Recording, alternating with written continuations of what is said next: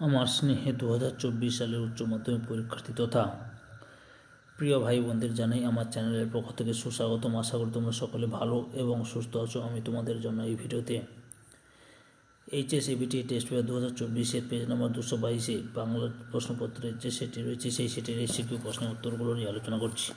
তার আগে তোমাদের কাছে অনুরোধ, তোমরা ভিডিওটি না টেনে পুরোটা দেখো, আর যারা আমার চ্যানেলে নতুন তারা তাড়াতাড়ি আমার চ্যানেলটিকে সাবস্ক্রাইব করে আমার চ্যানেলের পাশে থাকো। আলোচনা শুরু করছি। প্রথম প্রশ্ন, এই ভাবনাতেই ওর মাথাটা খারাপ হয়ে যাচ্ছে। কোন ভাবনায়? উত্তর, টুনুর মায়ের মতে অনাহারীদের জন্য কিছুই কি করা যায় না, সেই ভাবনাতেই মৃত্যুঞ্জয়ের মাথাটা খারাপ হয়ে যাচ্ছে। 2 নম্বর প্রশ্ন, চাষাভুষো মানুষ চায়ের দোকানে আড্ডা দিতে দিতে কিসের প্রতীক্ষা করছিল? উত্তর, চাষাভুষো মানুষ চায়ের দোকানে আড্ডা দিতে দিতে রোদ ঝলমলে একটা দিনের প্রতীক্ষা করছিল। 3 নম্বর প্রশ্ন, সত্যের দারুণ মূল্য কিভাবে লাভ হয়? উত্তর, সত্যের দারুণ মূল্য অর্থাৎ প্রকৃত মূল্য লাভ করার জন্য আমৃত্যু দুঃখের তপস্যা করতে হয়। 4 নম্বর প্রশ্ন, নিস্পন্দ নিরপরাধ ঘুমকে নিরপরাধ বলার কারণ কি? উত্তর, হরিণটির কোনো অপরাধ ছিল না, তবুও গুলিবিদ্ধ হয়ে তাকে নিস্পন্দ ঘুমের কোলে ঢলে পড়তে হয়েছিল, সেই কারণেই তাকে ঘুম থেকে নিরপরাধ বলা হয়েছে। 5 নম্বর প্রশ্ন, গাছগুলো তুলে আনো গাছগুলো তুলে আনার কথা বলা হয়েছে কেন? উত্তর, শক্তি চট্টোপাধ্যায় তার আমি দেখি কবিতায় গাছগুলো তুলে আনতে বলেছেন কারণ সবুজ গাছ দেখা আর তার স্পর্শ কবির শরীরের জন্য অত্যন্ত প্রয়োজন।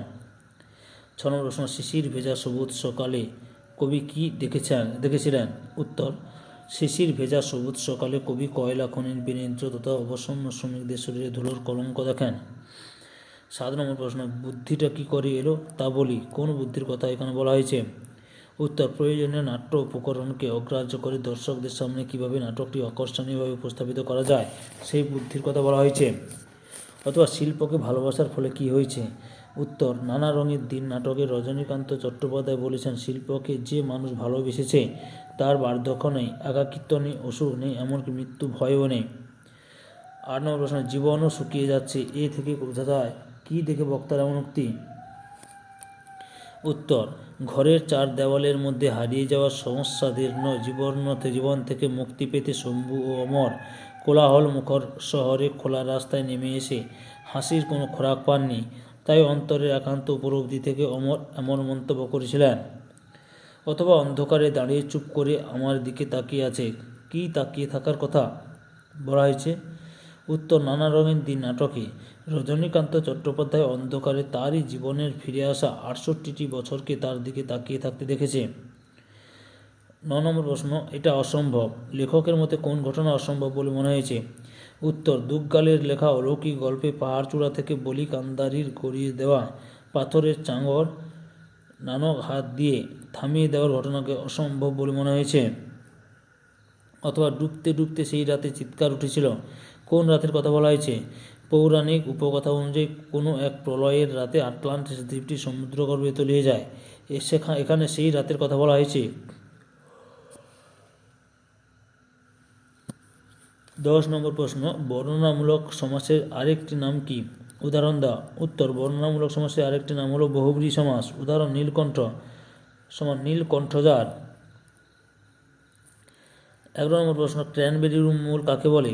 উত্তর, ক্র্যানবেরি রূপমূল হলো এমন এক ধরনের পরাধীন রূপমূল যার নিজস্ব কোনো আবিধানিক বা ব্যাকরণসম্মত অর্থ নেই, অথচ এরা একটি শব্দকে অন্য শব্দ থেকে পৃথক করতে পারে, যেমন আলাপ, প্রলাপ, বিলাপ ইত্যাদি শব্দের লাভ অংশটি। 12 নম্বর প্রশ্ন, দ্বিভাষী অভিধান কি? উত্তর, এক ভাষার শব্দ যখন অন্য ভাষার ব্যাখ্যা করা হয় তখন তাকে বলে দ্বিভাষিক অভিধান।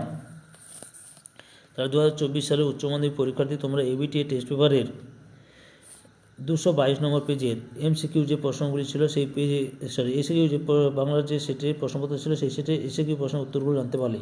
তোমাদের কাছে এই ভিডিওটি ভালো লাগলে বা এই ভিডিওতে তোমরা উপকৃত হলে আমার চ্যানেলটিকে সাবস্ক্রাইব করে আমার চ্যানেলের পাশে থাকো।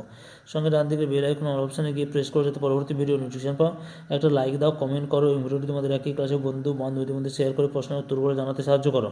যার অলরেডি আমার চ্যানেলটিকে সাবস্ক্রাইব করেছে এবং এই ভিডিওটি দেখলে তাদের সবাইকে অসংখ্য ধন্যবাদ। ওকে।